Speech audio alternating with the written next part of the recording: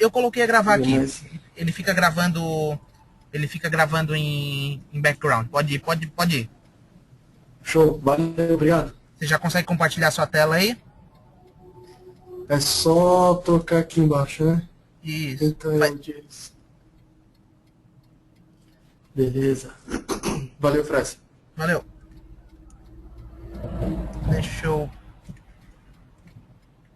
Agora é contigo aí. Valeu. Valeu, Abraço, tchau, tchau. abraço. Boa noite, pessoal. Peço desculpas aí pelo atraso, a gente teve um problema sério aí, mas já conseguimos contornar. Infelizmente o Fressa não vai poder participar, mas vamos lá. O pessoal tá conseguindo se conectar. Vou guardar só 5 minutinhos, apesar de a gente já estar atrasado, só para o pessoal que estava tentando se conectar e não conseguir logar.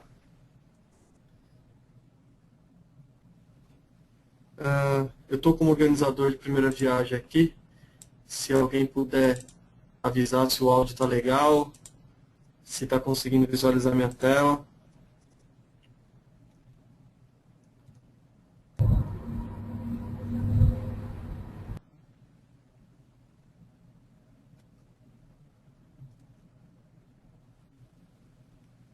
Pra ver certinho aí, tá? Como é que é? Eu tô vendo certinho a tua tela, tá? Tá tranquilo. Ah, beleza.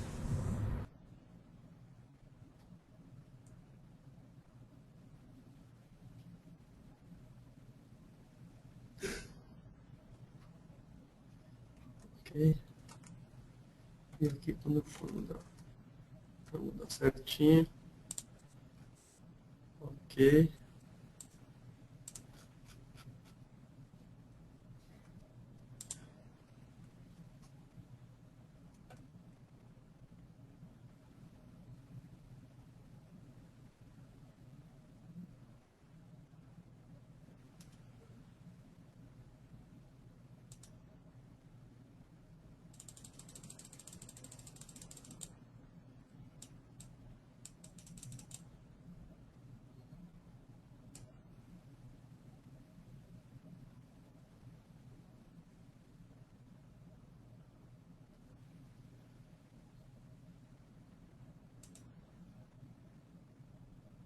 Ah, beleza. Agora eu achei aqui.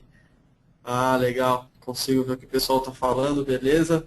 Pessoal, eu não vou conseguir responder perguntas em tempo real, mas eu vou deixar os minutinhos no final aqui para poder responder as perguntas para vocês. Eu já peço desculpas desde agora, eu estou meio resfriado, então de vez em quando eu vou ter que colocar no mudo aqui para fazer uns barulhos esquisitos. Bom, já deu 5 minutos, já tem até bastante gente online. Podemos começar.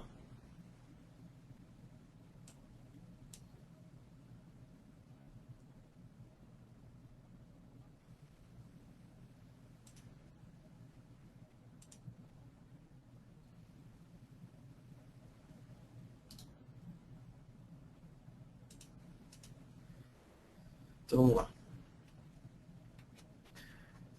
Bom, bem-vindos. É, Parabéns, obrigado por estarem participando. São 9h25 agora. A maioria do pessoal já era para estar dormindo, está todo mundo aí de olho. A gente vai falar hoje sobre como funciona um pouquinho do Transaction Log. Não vai ser um Transaction Log internals, mas vai ser legal até. Vamos ver alguns pontos, vamos conseguir dar uma visualizada nos VLFs, vamos ver como é que funcionam alguns comandos legais para a gente usar como Transaction Log. E depois que a gente entender todas essas partes conceituais, a gente vai ver as melhores práticas aí que a gente utiliza para gerenciar o Transaction Log da melhor forma possível. A gente tinha aqui uma palavrinha para avisar que no dia 26 de abril vai ter o SQL Saturday 284 de Porto Alegre. Se vocês não estão sabendo, é um excelente evento. Eu já participei de SQL Saturdays, acho que fui um em Porto Alegre também, ano passado. Esse é o primeiro do ano. E é um evento muito bacana, recomendadíssimo. Não deixem de participar. Então vamos lá. Bom, esse sou eu. Eu sou analista sênior aqui na Log Data Centers do Brasil, uma empresa do grupo Equinix. Tenho essas certificações, sou autor do SQL Dicas, que já tem aí mais de 100 contribuições, e sou moderador no fórum da Microsoft TechNet, na parte de SQL Server Infra geral. Ajudo ali fechando as threads e respondendo a pergunta da galera. A gente vai ver esses conceitos aqui. Vamos dar uma relembrada, né, para poder ter um entendimento completo aí das melhores práticas que a gente vai recomendar. Então, vamos começar.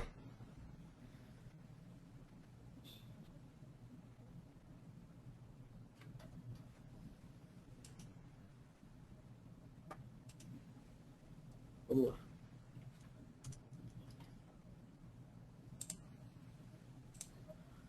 Bom,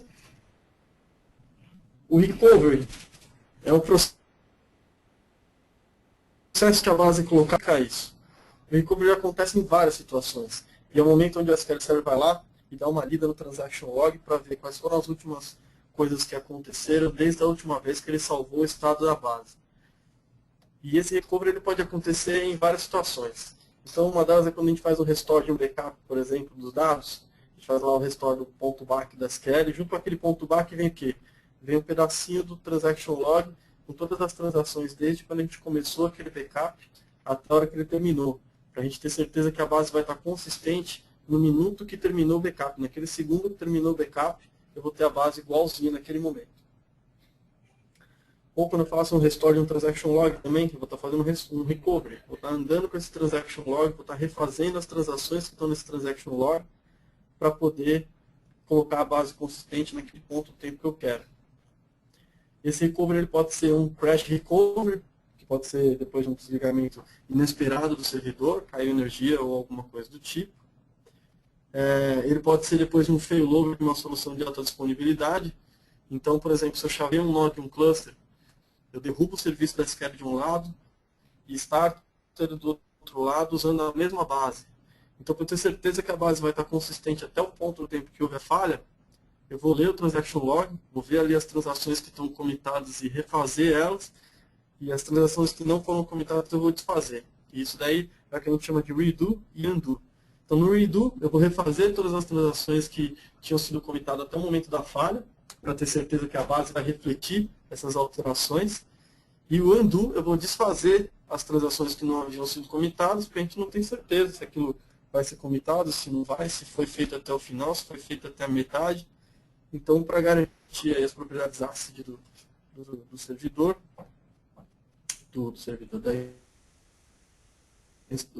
da base, o processo de recovery é fundamental.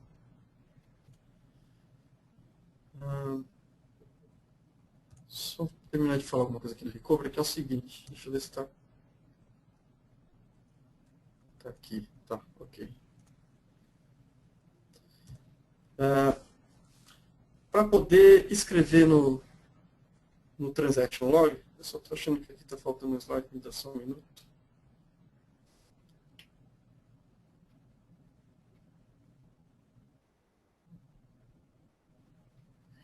Não, é isso mesmo. Vamos falar sobre o log cache. O log cache ele é formado por blocos com tamanhos variáveis de 512 bytes até 60 kbytes. E são esses log blocks que a gente chama, né? São esses blocos que recebem as transações e a cada log flush eles são disparados para serem gravados em disco. Então, no SQL Server a gente vai gravando essas transações nos log blocks e os log blocks vão sendo descarregados por disco nos log flushes, que a gente chama. E esse tamanho de 512 bytes até 60 kbytes, até o Paul Randall no treinamento de transaction log que ele fez no Pluralsight, ele disse que questionou todo o pessoal lá da Microsoft responsável pelo desenvolvimento dessa parte da SQL Server e ninguém acabou, não está documentado, ninguém lembra, e é 60 kbytes.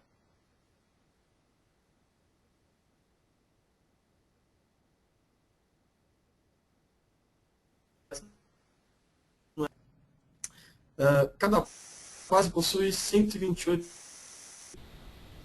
log buffers, que é uma memória, que seria esse log buffer, para poder continuar transacionando, e aí sim que vai fazer uma gravação em disco assíncrona. Eu vou pegar esses dados e vou gravar isso em disco. Se não fosse assim, não seria também tão eficiente, né? A gente tem que gravar isso de forma assíncrona, porque não pode parar de transacionar. Não posso ficar esperando uma gravação em disco para poder fazer uma próxima transação. Vou gravando isso em disco, enquanto isso eu continuo transacionando.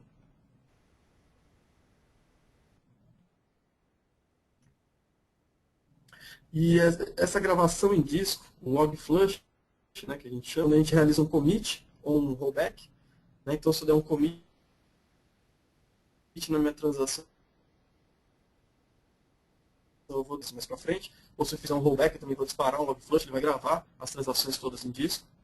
Durante o checkpoint, ele também vai fazer um log flush. Ou se o log block, esse aqui de 60K que a gente está falando, atingir o tamanho máximo dele. Então, se eu estou transacionando lá, não dei commit, não dei commit, não dei rollback, e atingir os 60K bytes, aí eu vou disparar também o log flush para poder esvaziar o log block para poder continuar transacionando. E aí, só nessa parte aqui já deu para a gente perceber que ambientes com muitas transações pequenas, com muitos commits, eles tocam o disco com bastante frequência, onde fica armazenado a transaction log. Então, ambientes com pressão de memória também vai acontecer isso, a gente vai ver isso lá na frente. O checkpoint. O checkpoint é o momento que as páginas sujas de dados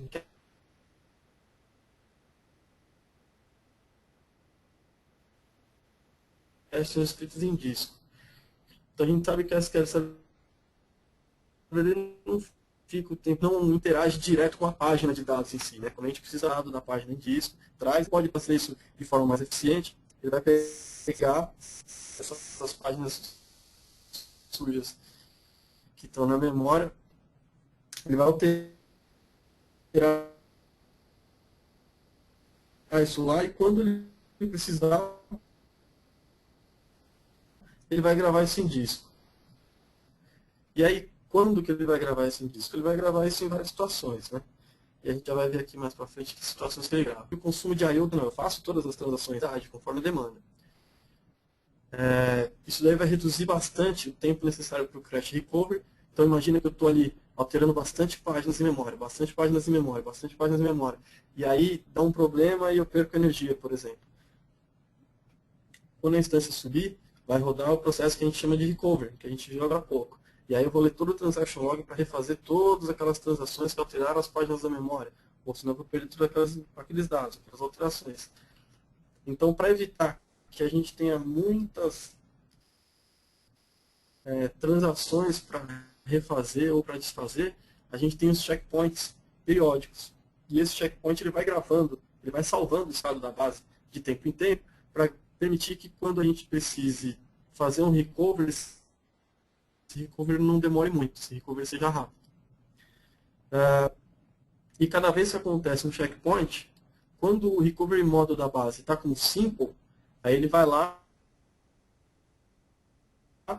e limpa o transaction log da parte que ele não precisa. Então a gente sabe que a cada checkpoint, quando o recovery model da base é simple, ele vai truncar o transaction log.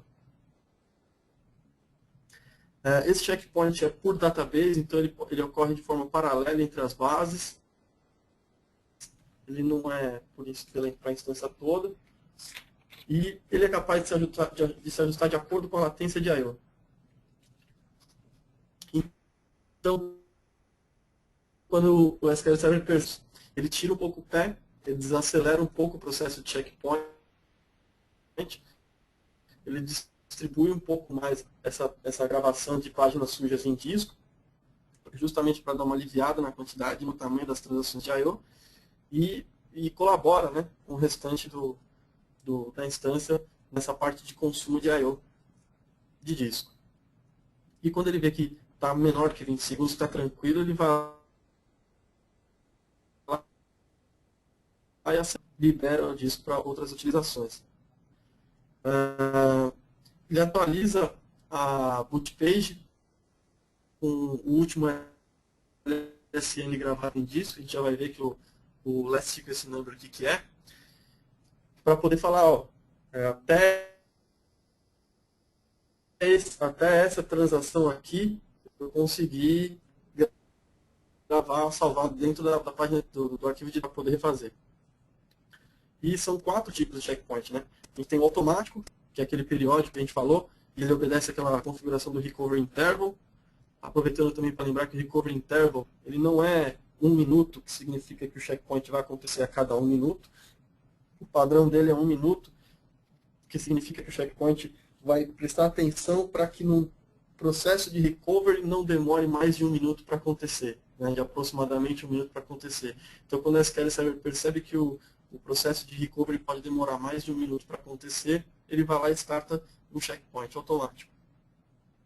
Ou se a base tiver com o recovery model com simple, também acontece um checkpoint automático se o transaction log atingir 70% da capacidade dele. Então, suponhamos que eu tenho um transaction log lá de 10 megas, quando ele atinge 7 megas de utilização, acontece um checkpoint, e a gente viu ali que o checkpoint, quando o recovery model está em 5, ele trunca o transaction log. Então, justamente para ele não precisar crescer, ele vai lá, trunca o transaction log, e assim segue a vida do recovery model simple. Tem também o checkpoint indireto, que acontece no SQL Server 2012 já por base, com o intuito de distribuir as operações de I/O. Nesse caso aqui é uma opção exclusiva do SQL Server 2012, né? Uma novidade no 2012. Tem os checkpoints internos, que acontecem pelo próprio SQL Server, como a gente faz no shutdown, por exemplo. Internamente o SQL faz o checkpoint. Quando eu manipulo arquivos, se eu adicionar um arquivo numa base, por exemplo, antes de adicionar esse arquivo, ele vai fazer um checkpoint. Snapshot, DBCC, que também faz o snapshot por trás dos bastidores, então também faz o checkpoint. E tem também o checkpoint manual. Se a gente for lá no Management Studio e escrever lá checkpoint, ele vai fazer um checkpoint. Então vamos lá. Bom, a gente também precisa lembrar o que é a log chain. Então a log chain ou a cadeia de log é uma sequência que a gente precisa manter, precisa seguir, e que só é iniciada depois do backup full de uma base, né? Então eu crio uma base, coloco o recovery model dela como full, mas isso não significa que a partir daí ele está como full. Para que ele efetivamente fique como full, eu tenho que fazer um backup da base. E é bem óbvio, né? Se a gente for fazer um restore, por exemplo, não adianta nada a gente criar uma base e sair executando transações. Eu precisaria ter um backup dessa base, restaurar esse backup e aí sim fazer restore das transações para ir executando essas transações. E essa cadeia de log, como que ela funciona mais ou menos? A gente pode fazer uma analogia, eu fiz aí na minha última apresentação, com a vida do Roberto Carlos, por exemplo, que estava fazendo uma polêmica sobre a biografia dele. Então imagina o seguinte, Roberto Carlos teve ali o período dele, quando ele foi descoberto e de repente, sei lá, não sei como é que aconteceu isso, ele foi parar na Globo e tal. Então imagina se a gente perdesse só um arquivo de transaction log, que seria só a parte onde descobriram o Roberto Carlos e ele foi parar na Globo fazendo um show astronômico lá e ficou famoso. Então o Roberto Carlos podia até nem ser famoso hoje. Então não tem como a gente fazer um restore parcial da vida do Roberto Carlos. A gente tem que fazer um restore total da vida do Roberto Carlos, executar tudo o que aconteceu com ele desde que ele nasceu, que seria um restore do backup full, até hoje, que seria o restore de todos os transaction logs. E eu não tenho como fazer isso perdendo um pedaço no meio do caminho. Se eu perder um pedaço no meio do caminho, dali para frente eu não tenho como continuar. Isso é o que a gente chama de log chain, ou cadeia de transaction log. E eu quebro isso de várias formas. Se eu alterar o recovery model para simple, por exemplo, eu estou ali anotando tudo o que está acontecendo naquela base, todas as transações. Aí eu vou lá e mudo o recovery model daquela base para simple. Eu paro de anotar o que está acontecendo. Então, automaticamente eu estou perdendo momentos daquela base. E aí eu estou quebrando a cadeia de log. Eu não vou ter esses registros armazenados para poder executar eles depois quando eu estiver fazendo uma restauração. E quando eu altero de volta para full, esse é um erro muito comum, a gente vê muito isso acontecer, eu não consigo mais fazer backup do transaction log. Por que eu não consigo mais fazer backup se eu já voltei para full? Porque é o que eu disse, a gente só vai conseguir ter as transações se a gente fizer um backup full da base. Aí sim a gente vai ter um backup full para trazer e vai estar anotando todas as transações desde esse backup full, para conseguir ir refazendo as transações até deixar a base consistente naquele ponto no tempo. Isso daí também é conhecido como pseudo-simple. A gente tem o recovery model como full, mas como não foi feito o backup full da base, a gente não tem como fazer uma restauração em determinado ponto do tempo, por exemplo, ou como fazer uma restauração de transaction log.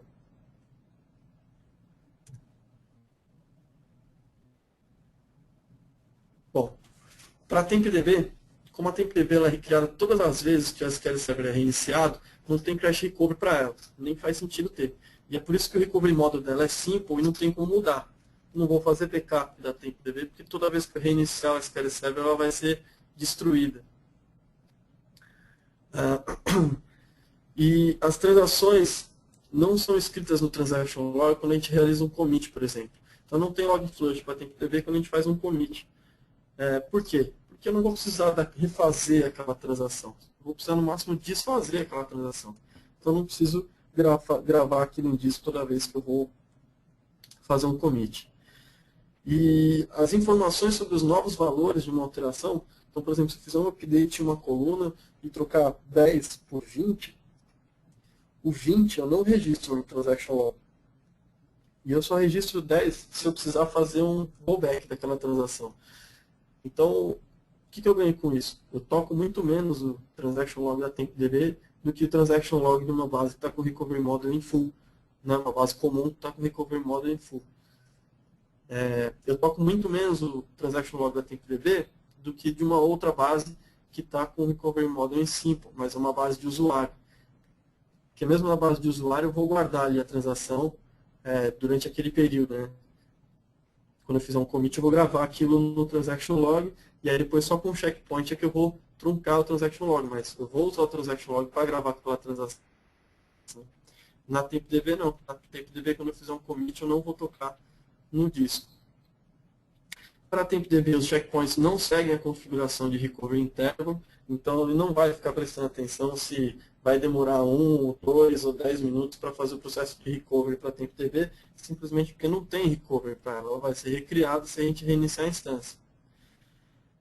Mas também vai acontecer em outras ocasiões. Né? Então, por exemplo, quando o transaction log, já que é uma base que está em simple, atingir 70% da sua capacidade, aí sim ele vai tocar, ele vai truncar o transaction log, né, porque atingiu 70% da sua capacidade, para ele não ter que crescer. Então ele vai truncar o transaction log e vai esvaziar. Mas nesse caso aqui, ele não vai gravar as páginas de dados em disco, porque ele está fazendo o checkpoint. Ele só vai trocar o transaction log. Ele só vai gravar as páginas de dados em disco se tiver uma pressão de memória realmente. Aí sim que ele vai se preocupar em gravar essas páginas de dados em disco. Então, para a TempDB, a gente percebe que é bem diferente o jeito que o SQL Server trata, porque ele conhece as particularidades da TempDB, ele sabe que não é uma base definitiva, que é uma base para objetos temporários, e com isso ele vai trabalhar pensando nisso, né? Ele não vai esquecer disso. E aí vamos ver aqui um pouco da arquitetura do Transaction Log. Bom, o Transaction Log ele é internamente dividido em Virtual Log Files, que são esses VLFs aqui que a gente vai ver aqui mais para frente. Então temos aqui VLF 1, 2, 3 e 4, e nesse momento,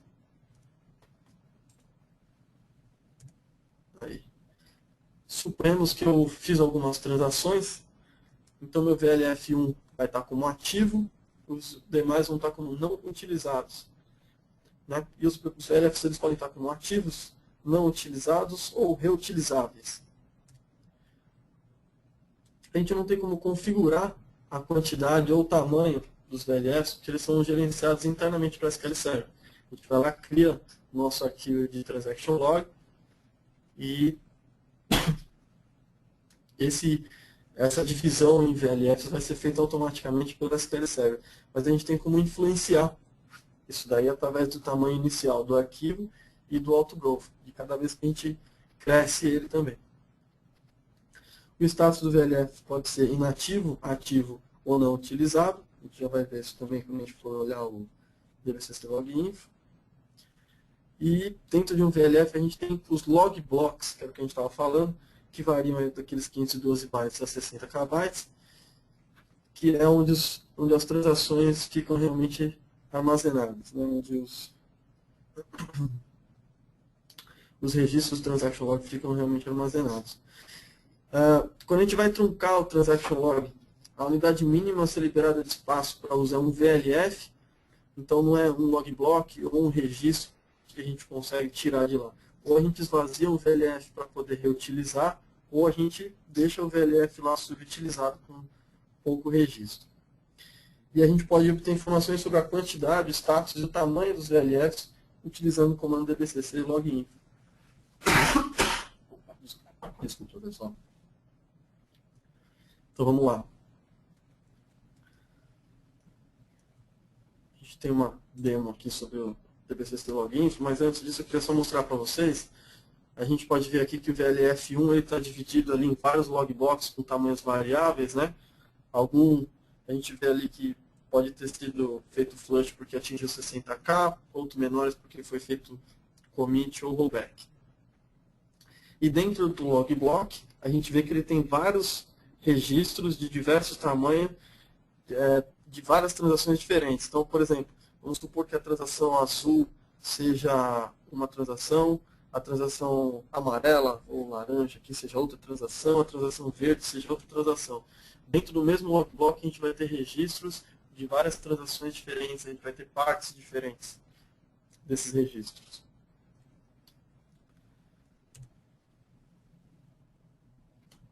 E aí aqui a gente vai falar de min LSN mais LSN. Antes da gente chegar nessa parte aqui, vamos ver rapidinho a demo.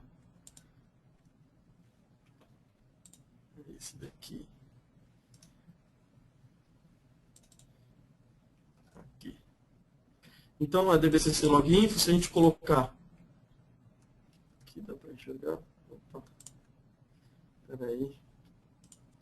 Que faltou.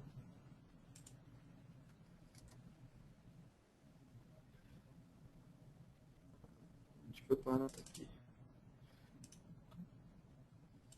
Vamos ver se funciona. Não vai funcionar. Tudo bem. Então o zoom aqui não está funcionando. Eu não sei se vocês estão enxergando aí. Alguém pode me sinalizar se dá para enxergar legal aí a tela?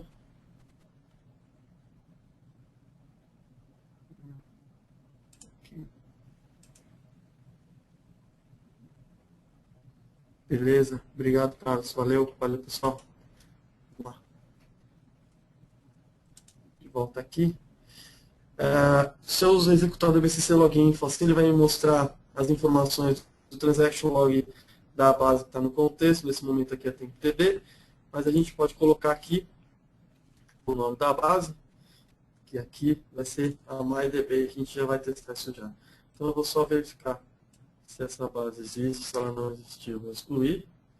Vou criar essa base agora. Beleza. E aí a gente pode ver pelo DBCC SQL Path Log Space, que a gente já vai ver daqui a pouco também. Ele é útil para falar para a gente o tamanho do Transaction Log de cada base. A gente pode ver aqui cada base.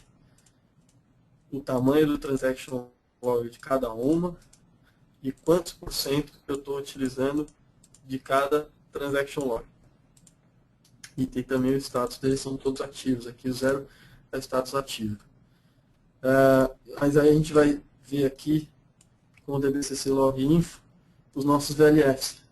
Então esse campo, eu até deixei anotado aqui para quem quiser consultar ou anotar, esse campo Recovery Unit ID, ele não é utilizado ainda, ele foi inserido aqui no SQL Server 2012 e aparentemente é para uma funcionalidade futura. Esse File ID é o ID do arquivo de Transaction Log. Geralmente é 2, né? O ID 1 é de um arquivo de dados, do MTF, o ID 2 é do LDF, mas eu podia ter mais de um, e aqui eu conseguiria identificar de qual arquivo a gente está falando. O file size, na verdade, é o tamanho do VLF, não é do arquivo. do VLF em bytes, o start offset é em que começo do arquivo, em que parte do arquivo começa o VLF. Aqui a gente vê que o primeiro começa no 8192, que é porque a gente tem aqueles 8K de cabeçalho do transaction log. Então, termina o cabeçalho, já começa o primeiro VLF. Aqui a sequência numérica dos VLFs, e ele não vai começar do 1 aqui, ele começa a partir do VLF do transaction log da base model, mais um. Então, se a minha base model aqui, provavelmente ele estava com o VLF 30, e aí mais um 31, e foi assim que começaram os VLFs dessa base aqui que a gente está vendo, da MyDB. Esse aqui é o VLF ativo, a gente vê aqui, ó, o status 0 é inativo, e o 2 é o ativo. E a paridade 64 é um VLF que a gente está utilizando. A paridade 0 é um VLF que nunca foi utilizado, e a paridade 128 é quando ele foi reutilizado. Aqui, na verdade, cada vez que ele é reutilizado, ele vai mudando para 64, quando ele é reutilizado, ele volta para 128, e é assim que a gente consegue ver o transaction log circulando, né? A gente vai ver mais para frente que ele tem a natureza circular, então a gente vai ver ele circulando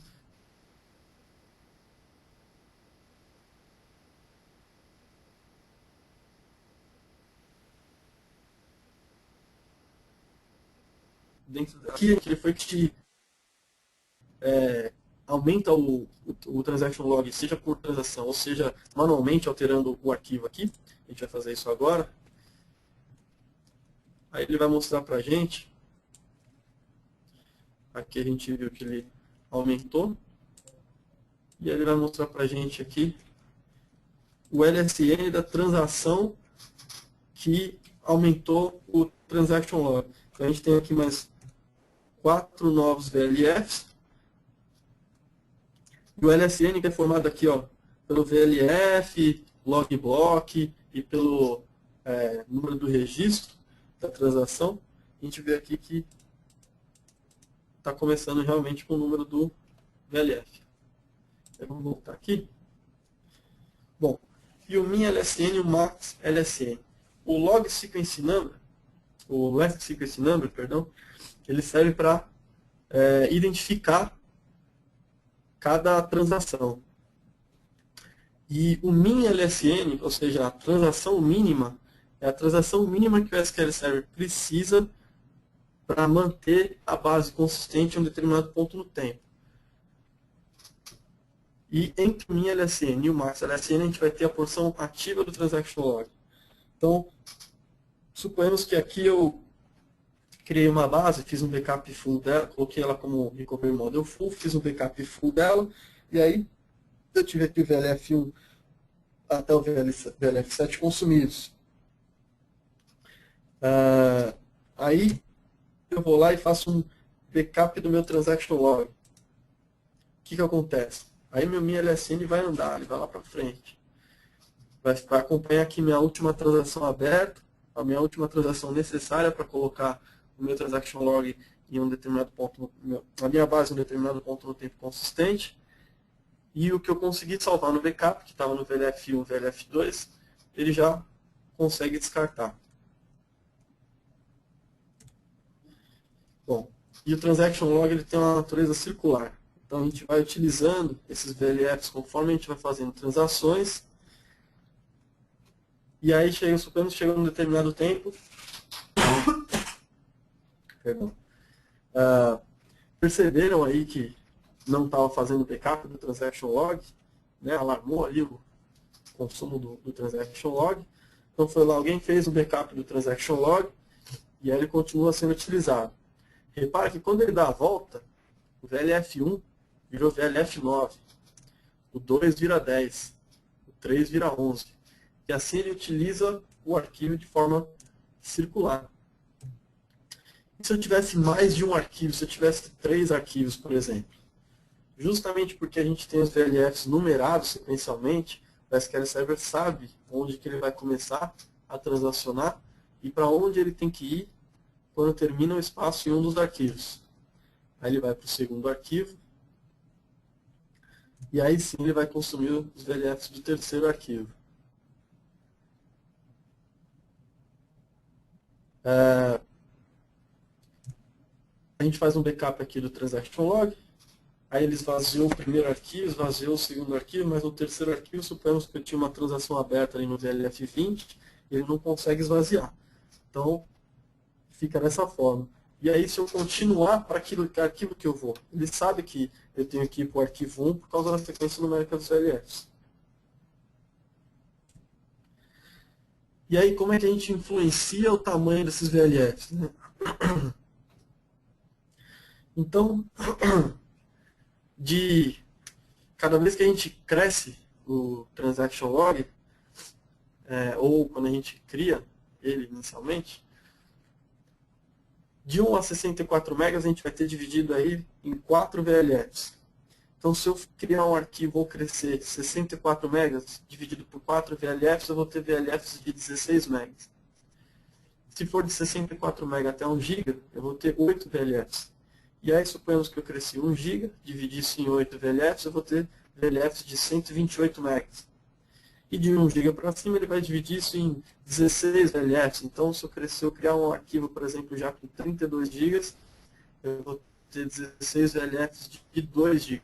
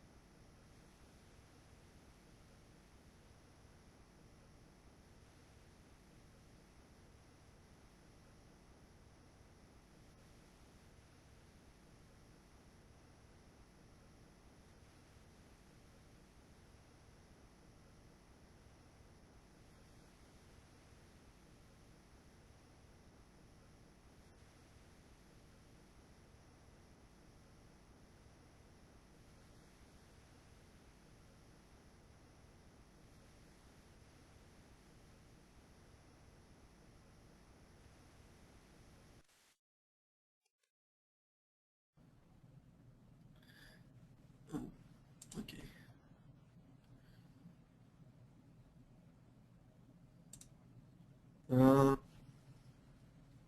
que será que aconteceu?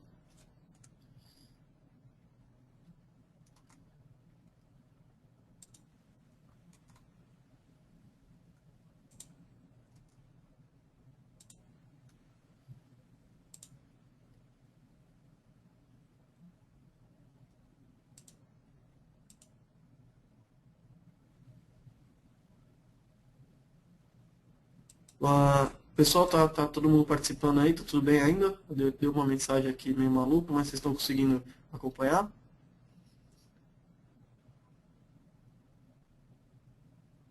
Assumir o vídeo, ok.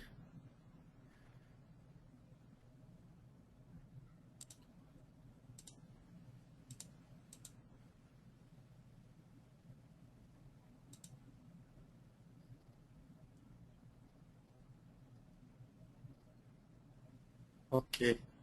Tô vendo aqui essa parte do vídeo. Me.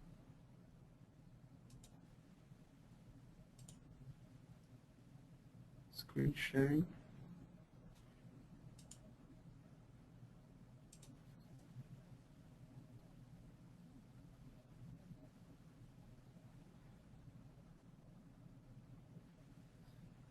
Tô procurando. Só um minutinho, pessoal, por favor. Eu tô vendo aqui.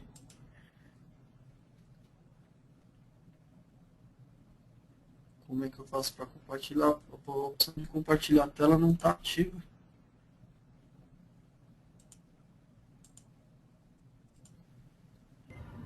Luiz, Opa, tu não tá conseguindo compartilhar tua tela? não estou conseguindo. Parece que eu não sou mais o Pera aí, apresentador dessa sessão. deixa eu tentar aqui então, peraí. Me avisem se vocês conseguem ver a minha tela.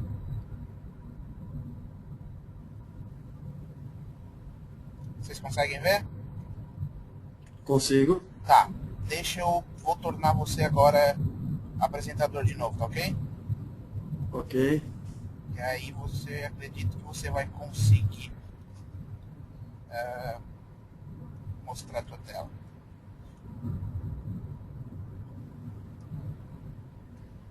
Ok. Pessoal, estão conseguindo ver minha tela de novo? Show. Vamos lá. Peraí. Me parece que tu não... Não, tá todo mundo visualizando já. O pessoal respondeu aqui. É? Ah, então tá. Ótimo. Beleza. Valeu, Fresta. Obrigado. Nada. Bom, então a gente consegue saber o motivo, porque o teu login encheu, consegue trabalhar nesse motivo. Fazendo o quê? Só um select na sysdatabase. Select login use wait desk da sysdatabase, você vai ver por que esse transaction log encheu e o que você tem que fazer para resolver. Então, se está precisando de um log backup, você já vai ver. Se é por causa de um mirroring, você tem que trabalhar esse mirroring para fazer ele voltar a funcionar. Se é por causa de um checkpoint, se é por causa de uma transação ativa. Uma transação ativa, até para a gente mostrar aqui rapidinho, se você der um dbcc opentrans, não lembro agora, a gente já vai descobrir. dbcc opentran. Então olha só que interessante. Eu venho aqui, begin tran, acho que já dá para... Ok. Não, mas aqui tem que db. Vou colocar aqui na...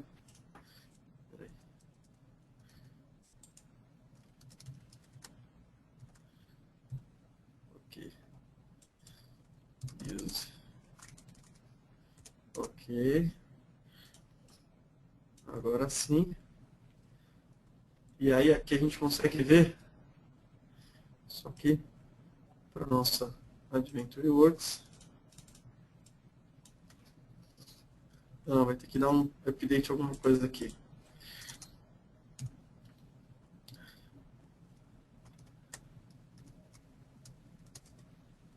Bom, deixa pra lá, não a gente vai perder muito tempo aqui. A ideia era justamente mostrar que se eu tiver uma transação aberta aqui, eu consigo mostrar por aqui quem é o SPID dessa transação que está aberta, para eu poder vir aqui dar um kill nesse SPID e aí resolver o problema do meu transaction log, liberar meu transaction log. Esse cara vai fazer rollback, e aí sim meu transaction log vai andar e eu vou conseguir voltar a administrar ele. E pode ser mais de um motivo, né? Eu tenho lá a transação aberta há um tempão, aí eu vou lá, mato ela, vou olhar, ainda não resolveu o problema do transaction log. Eu vou lá e olho o motivo de novo. Ah, agora está faltando um log backup. Aí eu vou lá e faço um log backup. Pronto, aí está resolvido. Ou não, eu vejo que além do Active Transaction ainda tinha um Database Mirroring, que é um nó secundário aí que foi desligado e não está replicando. Aí depois que eu trato o Database Mirroring, eu vou ver, aí está faltando um log backup. Aí eu vou lá e faço o log backup. Enfim, tem que ver por que o Transaction Log encheu. E tem a questão do Log Space Reservation. Né? Às vezes o Transaction Log não encheu e a gente vê lá, pô, mas eu tenho espaço no Transaction Log e por que não está funcionando? Na verdade, o espaço que você tem não é suficiente. E toda vez que você vai começar uma transação, antes de começar essa transação, o SQL Server vai olhar no seu Transaction Log e vai ver se você tem espaço para guardar todas as transações referentes a esse update que você vai fazer, por exemplo. Né? Então, e esse Log Space Reservation ele é bem conservador no espaço que ele vai precisar. Então ele vai sempre reservar um espaço maior do que ele realmente precisa para ele garantir que realmente vai ter espaço para ele poder registrar a sua transação toda ou fazer rollback se for necessário. E se você quiser saber todos os motivos, aqui embaixo tem esse outro link.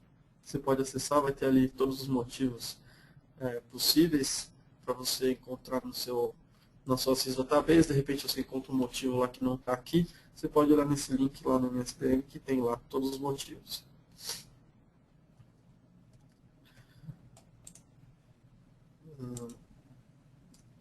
E o que fazer, né? A gente, quando foi falando dos motivos, acabou falando mais ou menos o que fazer, mas quando é backup log, não tem jeito sem fazer backup do transaction log, né? Se for enfileiramento de recursos de alta disponibilidade, independente do recurso que seja, replicação, mirroring, tem que tratar a alta disponibilidade.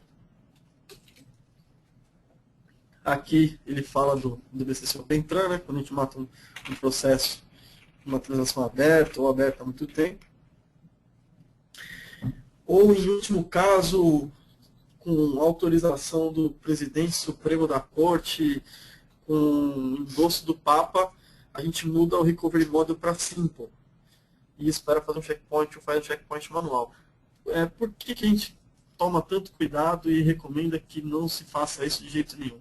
A gente viu lá na parte de cadeia do Transaction Log que a gente vai quebrar a cadeia do Transaction Log com isso.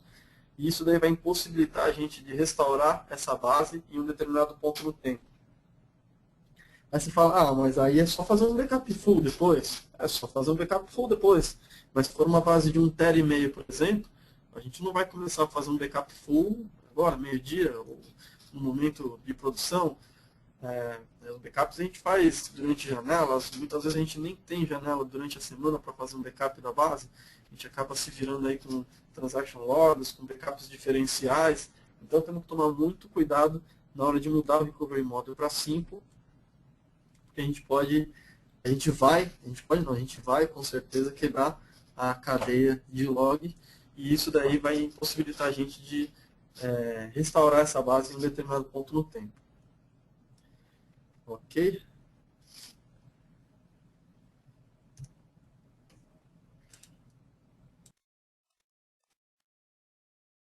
Né? Acho que todo mundo teve aquela sensação de, opa, algo aconteceu. A gente vai lá, transaciona, desculpa, e aí a gente utiliza lá o nosso transaction log, ele cresceu, esticou, ok, eu não quero mais esse espaço, eu não vou mais precisar desse transaction log desse tamanho, preciso devolver esse espaço para o sistema operacional. E a gente vai lá e faz o shrink. Então a gente faz o backup do transaction log para esvaziar ele, faz o shrink, e aí quando a gente vai ver, não liberou praticamente nada de espaço. A gente fala, aí vai lá, faz o shrink novamente, e aí sim, ele vai lá e libera o espaço. A gente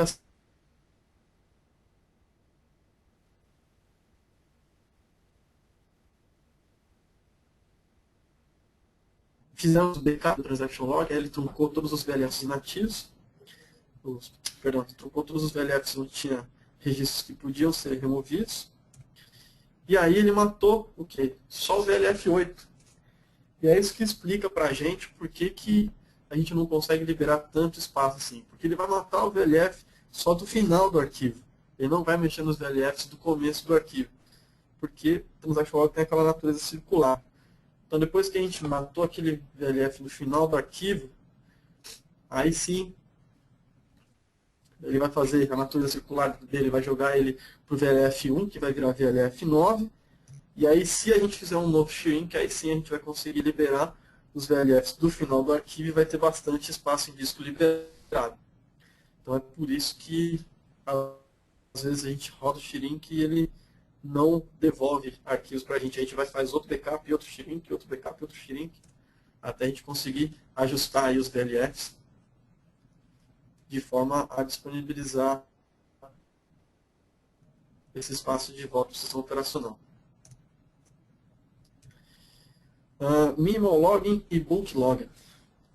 Então, quando a gente coloca o nosso Recovery Model em Bulk Logged, a gente faz com que algumas transações sejam minimamente registradas no Transaction Log. E a gente chama isso de minimamente registrado porque ela muda o jeito dela de ser do Transaction, do Recovery Model Full para o Recovery Model Bulk Log. Então, por exemplo, se eu vou fazer ali uma carga de dados, desculpe, se eu vou fazer uma carga de dados muito intensa, eu vou lá e coloco meu Recovery Model em Bulk Log. O que vai acontecer? No Recovery Model Full, eu armazeno o que a gente chama de Before Image e After Image. O que é isso? É o valor antes e o valor depois. Mas no Bulk Log, geralmente, estou fazendo o quê? Carga de dados. Né? Então, o que eu vou fazer? Eu vou gravar só a alocação de extents. Eu não vou ficar gravando o que tinha antes, porque antes não tinha nada. Então, eu estou alocando extents para inserir dados, alocando extents para inserir dados, e estou alocando, inserindo, alocando, inserindo, e não estou registrando nada disso no Transaction Log. Por quê? Se eu precisar fazer um rollback, o que eu faço? Desalocar extents. Pronto. Já aquelas extents já não estão mais comigo, eu já não tenho mais aquilo escrito, acabou, já fiz rollback. Se eu precisar refazer a transação, refaz a carga. Né? E com isso a gente ganha muito tempo mesmo. Eu vi alguns comparativos em livros, eu esqueci de trazer o nome do livro aqui para compartilhar com vocês, mas eu vou colocar isso disponível junto com o material. E foi feita uma comparação bem significativa mesmo. Só que aí também tem a contrapartida, né? Nunca tem almoço grátis. Quando a gente vai fazer um backup do T-Log, como a gente não tem as informações do que foi inserido, junto com o backup do Transaction Log, eu vou ter que trazer o quê? As páginas que estão dentro daquelas extents que eu aloquei, para quando eu restaurar esse Transaction Log, eu conseguir avançar, alocar essas extents e inserir essas páginas lá. Então, o backup do Transaction Log, quando eu uso Bulk Logged, vai ficar maior, porque eu vou trazer junto as páginas de dados do arquivo de dados, que vai junto naquele TRN, no backup do Transaction Log mesmo. E as páginas alteradas por Drop Table e Truncate Table, isso aqui é mais uma informação complementar, elas não entram no backup do Transaction Log, por quê? Porque elas não são consideradas minimamente logadas. Elas já são pouco logadas no Recovery Model Full, e isso não muda para os demais Recovery Models, inclusive para o Bulk Log. Então ela não é considerada minimamente logada. Ela realmente é pouco logada e pronto. E aí vamos lá para as melhores práticas, né? Agora que a gente já viu tudo isso, então a gente já percebeu que dá para pensar quanto espaço o seu Transaction Log precisa para trabalhar. Por quê? A gente tem aqui mais uma demo rapidinho, apesar da gente ter avançado no horário, mas essa daqui é bem rápida. Então, eu vou até já limpar as estatísticas aqui. Ok. Deixa eu ver se essa base foi removida ou não. Ok.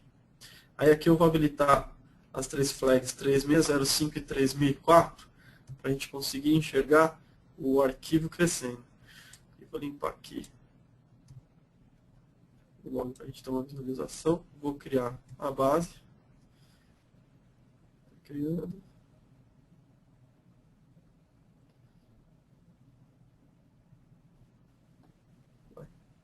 Foi? Ok. E agora a gente vai ler.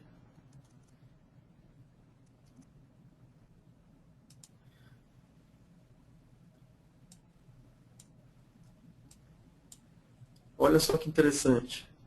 Ele mostra aqui que ele está zerando o meu arquivo de transaction log. Então toda vez que eu vou crescer, eu vou criar o arquivo de transaction log, ele precisa ser zerado, né? Ele precisa ser preenchido com zero. Os bits dentro dele tem que ser preenchidos com zero. Para evitar que qualquer combinação lá dentro se pareça com uma transação e seja lido equivocadamente como uma transação.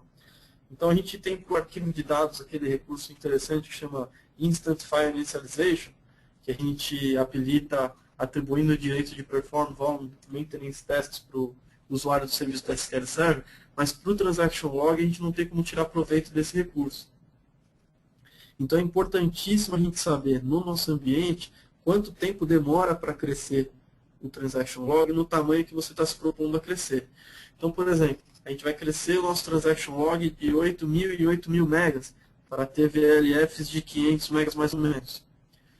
E, ok, só que se eu colocar isso no meu AutoGrow, eu vou demorar quanto tempo para crescer? Enquanto ele estiver crescendo, eu não vou estar fazendo nenhuma transação. Eu posso deixar isso acontecer? Eu posso, no meio da produção, com todo mundo utilizando, deixar meu Transaction Log parado porque ele não consegue crescer? Então aqui eu vou ter como mensurar quanto tempo ele demora para crescer, acompanhando esse tempo aqui. Nesse caso aqui, para crescer 100 megas, ele demorou 1 segundo e um pouquinho mais aqui. Foi 1 segundo? Não, foram 5 segundos, né? 5 segundos. É aqui ele mostra que ele está crescendo tudo, depois ele dá mais uma arrumadinha aqui na parte onde fica o tail log, depois ele dá mais uma arrumadinha na parte que fica inativo, e aqui ele mostra que ele completou de zerar. Então é importante você saber quanto o seu Transaction Log precisa para trabalhar. Então você acompanha o seu ambiente, fala, putz, acompanhei meu ambiente durante o mês inteiro, fechamento, tudo mais, meu Transaction Log não precisou crescer depois que ele atingiu 45 GB. Ok, aí você vai lá, cresce ele de 8 em 8 GB, né, ou 8.000 megas na verdade, cresce ele de 8.000 em 8.000 megas para ter os VLFs de 500 megas até 45 GB, pronto. Você já sabe que você não vai ficar parando para crescer o Transaction Log toda hora. Para quem tem, para TempDB e para a base com Recovery Model em Simple, quando a gente tem um Transaction Log um pouquinho maior, a gente vai evitar checkpoints, né? Porque ele vai acontecer toda vez que o Transaction Log atingir 70% da sua capacidade. Então, se tem um Transaction Log muito pequeno, eu vou atingir 70% da capacidade com muita frequência. E vou estar startando checkpoint com muita frequência. Checkpoint vai pegar, para TempDB não, mas para bases de usuários, ele vai tocar tanto o arquivo de Transaction Log quanto o arquivo de dados. E para TempDB, provavelmente, ele vai tocar só o arquivo de Transaction Log se você não tiver pressão de memória. Se tiver pressão de memória, vai tocar o arquivo de dados também. Então é importante dimensionar o Transaction Log corretamente.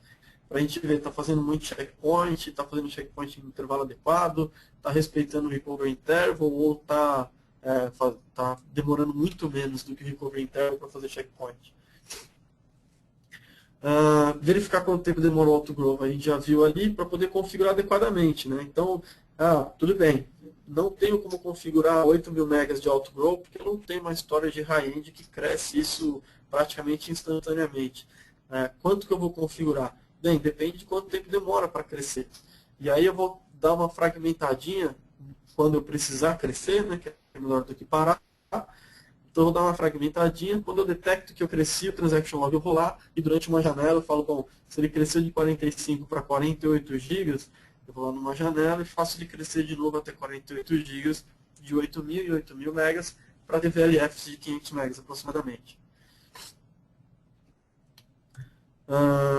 Além disso, eu tenho que ficar atento ao Log Space Reservation, né? Eu posso fazer rebuild de um índice, por exemplo. Esse índice nem é tão grande, acho que vai caber aqui no meu Transaction Log. Só que aí quando eu vou começar, meu Transaction Log precisa crescer. Por quê? porque não coube o reservation. Nesse reservation eu tenho espaço para quê?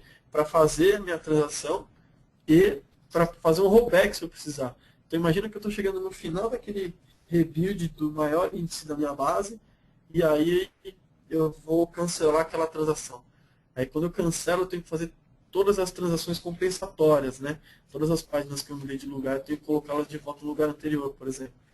Não é bem assim que funciona, mas é só para elucidar aqui o exemplo. Então eu preciso ter esse espaço para colocar as transações compensatórias. Utilizar apenas um arquivo de transaction log. Não tem vantagem nenhuma a gente ter mais de um arquivo em matéria de performance. A gente viu ali que o uso do arquivo de transaction log é sequencial. Desculpa. E não tem motivo para ter mais de um arquivo. Então vamos concentrar isso em um arquivo só, porque é muito mais fácil de gerenciar e é muito melhor para gerenciar. Separar arquivo de dados, né? A gente tira aí os arquivos de transaction log junto dos arquivos de dados. Isso até o Fabiano Amorim fez um exemplo muito interessante. Ele abriu um disco e mostrou a diferença da escrita do transaction log para a escrita do arquivo de dados. Então, para a escrita do transaction log, ela é bem sequencial. Ela não mexe muito o braço do disco, que é o grande responsável aí pela latência do tempo de resposta, pela alta latência no tempo de resposta. Ele escreve sequencialmente. E já os arquivos de dados, não, ele escreve aleatoriamente. Então, ele movimenta bastante a cabeça de leitura dos discos. Então, é muito importante a gente separar. E não adianta nada eu separar, né? E colocar, por exemplo, eu tenho 76 bases na minha instância e coloco 76 arquivos de transaction log em um volume. Bom, eu separei, eu dividi o consumo de I/O, mas eu não ganhei em movimentação de cabeça de leitura, porque se todas essas bases estão transacionando, minha cabeça de leitura vai ter que passar por todos os arquivos e ela vai se movimentar, obviamente, muito mais. Em caso de gargalo de disco, utilizar discos SSD ou outras tecnologias, né? Na época que eu fiz essa apresentação, eu não tinha tido contato ainda com aquelas placas espetaculares de memória flash que imitam um disco SSD grande e rodam em outro barramento, né? Que é o mesmo barramento da placa de vídeo, esqueci o nome do barramento, mas enfim, elas são rápidas, elas prometem, na verdade, né, microsegundos de latência, elas prometem um alto volume de operações de I/O por segundo. Preservar de falhas, a gente tem que proteger muito o nosso transaction log, porque é com ele que a gente recupera desastres. Eu peguei um caso que nunca tinha sido feito backup do transaction log, e o backup, a fita que tinha o backup que precisava ser restaurado estava indisponível, e aí na hora de precisar restaurar já tinha dado como perdido, que não ia ser possível restaurar, e aí ao analisar o servidor eu identifiquei que, como nunca tinha sido feito o backup do transaction log, eu tinha todas as transações lá. Então eu peguei backups anteriores e consegui ir avançando até recuperar naquele momento que foi solicitado. Então, preservar de falhas o nosso transaction log é essencial. Podia ter perdido um disco, por exemplo. Então, é importante ser um RAID e ter aí o melhor arranjo de RAID possível para preservar de falhas. O transaction log não trunca durante o backup de dados. Lembra que eu falei que quando a gente faz backup de dados, junto com ele vai um pedaço de um backup de transaction log? Esse pedaço de backup do transaction log ele vai ter todas as transações, desde quando começou até a hora que terminou o backup. Então, para a gente ter essas transações, eu não posso truncar o arquivo. E aí, se o meu backup demora 8 horas, eu vou ficar 8 horas sem truncar o transaction log? E aí, junto com essas 8 horas, eu vou lá e faço um rebuild de instance, por exemplo, que eu vou utilizar muito mais o meu transaction log. Então, é importante a gente ficar atento a essa informação e prestar atenção enquanto dura a nossa janela de backup e o que a gente faz de transação enquanto a gente faz o backup. A gente tem tecnologia de HA, é importante a gente ter tecnologias de alta disponibilidade quando a gente sabe gerenciar elas. Então, se eu não sei muito bem gerenciar um mirroring, por exemplo, é melhor eu não ter, porque eu posso acabar tendo problema com o transaction log e posso acabar deixando meu nó primário indisponível por causa do nó secundário. Então vamos procurar e utilizar uma tecnologia de alta disponibilidade mais adequada, que a gente sabe gerenciar e que atende às regras de negócio. E aprimorar aí a estratégia de desfragmentação, evitando coincidir com o backup, né? Que foi o que a gente falou ali da questão do transaction log não truncar durante o backup. E acho que tem mais essa parte. Existe carga de dados, né? A gente faz carga de dados, a gente pode estudar a possibilidade de usar o Booklogger para fazer essas cargas de dados, ou essa carga de dados vai acontecer durante a minha jornada de backup, que eu faço um backup full por semana e esse backup demora 16 horas, por exemplo, e aí nessas 16 horas daquele domingo que eu faço o backup full, eu faço também uma carga de dados. Preciso pensar nessa estratégia para poder fazer isso funcionar da melhor forma possível. E vamos deixar esse arquivo crescer por 2 semanas, um mês, né? Eu vou acompanhar ele durante um ano, porque tem coisa que a gente faz uma vez por ano, tem coisa que acontece uma vez por mês, tem coisa que acontece uma vez por semana. É difícil, né? Mas para dimensionar corretamente o arquivo, a gente tem que acompanhar de perto para poder ver o melhor tamanho sem desperdiçar espaço, porque espaço custa dinheiro. Utilizar a opção adequada de alta disponibilidade, a gente já falou ali no anterior. Configurar adequadamente o auto-growth. A gente viu ali a necessidade de verificar o tempo que demora para crescer o backup, então temos que configurar direitinho o auto-growth. E desenvolver pensando no transaction log. Não é só o DBA que tem que ficar de olho no transaction log. Imagina um monte de commit bem pequeno. O logblock nunca tinha 60K, ele está sempre fazendo log flush.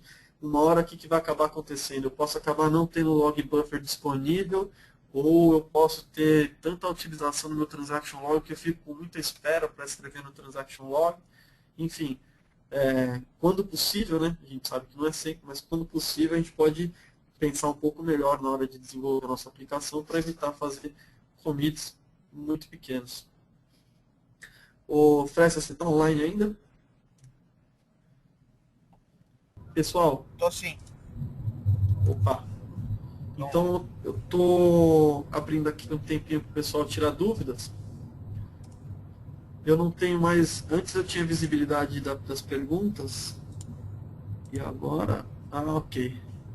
Você consegue ver? Eu vou disponibilizar o script que eu usei sim, para o Bruno Martins. Esse, em um caso de storage, eu não sei exatamente de que parte você estava perguntando. Entre o Simple e o Booklogged, o qual registra menos informação? É a pergunta do Michael Antunes. O que registra menos informação é o Booklogged, porque no Simple a gente vai ter o registro igual no Recovery Model Full. A única diferença é que no Simple, cada vez que acontecer um checkpoint, ele vai truncar o Transaction Log. E é por isso que a gente nunca vê o Transaction Log ter que crescer. Essa é a diferença entre o Simple e o Booklogged. Já no Booklogged não, ele realmente registra com menos informações, ele registra só a alocação de extents. Então ele registra muito menos informações e, consequentemente, gasta muito menos do transaction log, do tempo do disco e tudo mais. Uma coisa que se usa muito aí, o Luiz, é quando você vai fazer a rotina de reindexação da base de dados, mudar o recovery model para booklogged. Isso o pessoal faz bastante. Isso ajuda O muito problema na é que se questão você... de tempo. Ajuda muito mesmo. O rebuild acaba acontecendo muito mais rápido por causa disso. Né? E a única consequência que a gente tem, né, como não tem almoço grátis, é que na hora que você vai fazer o backup desse transaction log, ele vai trazer todas as páginas de dados que foram alteradas pelo rebuild. Então, isso daí vai acabar deixando o seu backup do transaction log maior, e é importante que você saiba disso para você poder gerenciar o espaço que você vai precisar para armazenar esses backups. Tempo de commit muito grande. O Fabiano está perguntando aqui, tempo de commit muito grande, pode segurar o transaction log também, concorda? Na verdade, não é o tempo de commit, é o tempo da transação. Se eu não begin transaction e não dou um commit, eu estou segurando o transaction log e não estou deixando o min LSN dele andar para frente. E é por isso que acaba ficando ali o transaction log cheio. É, agora, o tempo, quando você dá um commit na sua transação, aí ela vai ser commitada, o que vai acontecer? Vai acontecer um log flush imediatamente. Então, não tem um tempo de commit muito grande. Eu vou disponibilizar a apresentação sim, o Renato está perguntando aqui, eu vou disponibilizar a apresentação. Existe algum recurso não documentado que desliga o uso do log? Não conheço. Não conheço e acredito que não. Você conhece, Fred, algum recurso não documentado que desliga o transaction log? Olha, se existe eu não conheço, mas assim, eu acredito que não tenha, porque isso aí ele tá, o log ele é muito utilizado pelo ACID, tá?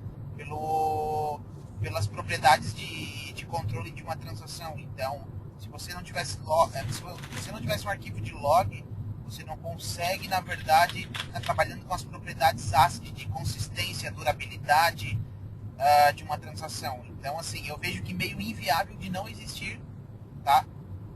O log. Isso aí. Beleza, Thiago? Não, essa foi a pergunta do Guilherme. O Thiago pergunta aqui, Recovery Model Full, quando faz o checkpoint ou o backup do T-Log, o mesmo é truncado? Quando o Recovery Model é full e eu faço checkpoint, não. O checkpoint só trunca o transaction log quando o Recovery Model é simple. Mas quando eu faço o backup do transaction log, ele vai truncar até a parte onde vai chegar o min LSN, que é aquela mínima parte do transaction log que eu preciso para deixar a base consistente em um determinado ponto no tempo. Então, por exemplo, se eu estou no VLF1 ali, e eu estou transacionando, no VLF5 eu deixo uma transação aberta e continuo transacionando. Quando eu faço um backup do transaction log, eu vou esvaziar o VLF do 1 ao 4.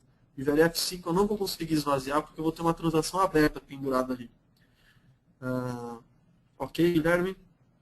Não, essa foi a pergunta do Thiago.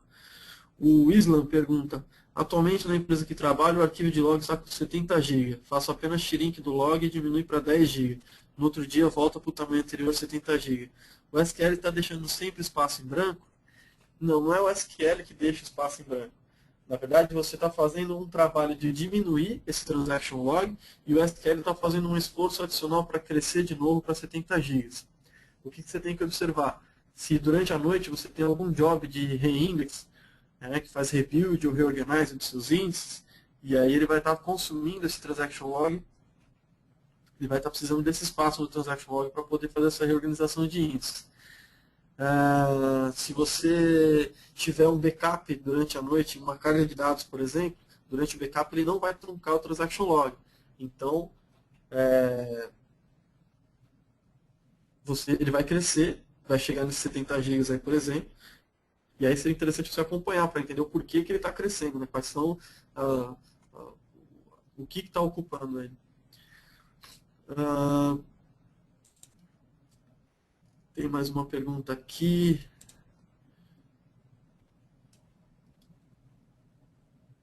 O Micael Antônio pergunta, a alteração de full para book log não quebra a cadeia? Olha, não quebra a cadeia, mas também não tem como você fazer uma restauração em um determinado ponto no tempo. Então, apesar de não quebrar a cadeia, você não vai ficar impossibilitado de restaurar até o último momento, você vai ficar impossibilitado de restaurar até um determinado ponto no tempo. Então, é uma coisa que tem que se pensar realmente se você topa ou não quando você vai fazer essa alteração de recovery model. O Bruno Martins fez uma pergunta aqui dividida em vários pedaços.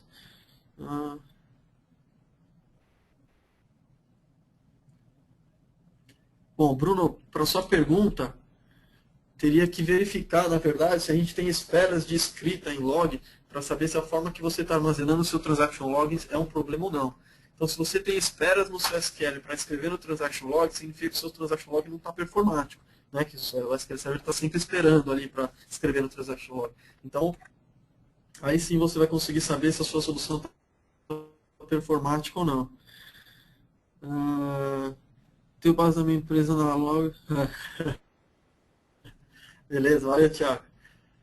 Bom, pessoal, é isso. Eu peço desculpas aí pelo atraso. A gente realmente teve um problema muito sério que a disponibilidade dele hoje, que realmente está fazendo um esforço sobre-humano para possibilitar que esse webcast aconteça. Quero agradecer o pessoal aí pelas perguntas, pela participação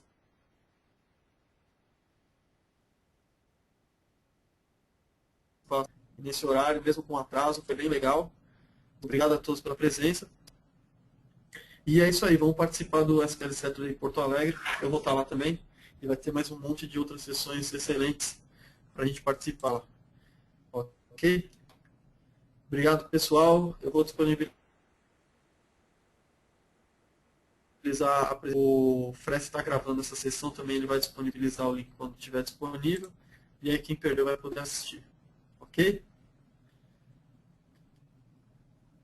Legal. Valeu, pessoal. Obrigado aí pelos comentários. Valeu mesmo. Fred, você quer falar alguma coisa? Não, só agradecer mesmo a tua participação. Muito obrigado aí, pessoal. Obrigado também por ter esperado um pouco. Eu tive alguns probleminhas aí que eu não pude começar o webcast naquele momento, mas já Então é isso tudo aí. certo e a gente conseguiu resolver o problema. Só deixo o convite, então, reforçando o convite do Luiz sobre o SQL Saturday aqui em Porto Alegre. Então, pesquisem aí na web. Só por SQL Saturday em Porto Alegre vocês já vão achar o link para inscrição, vão achar o link aí do blog com diversas informações.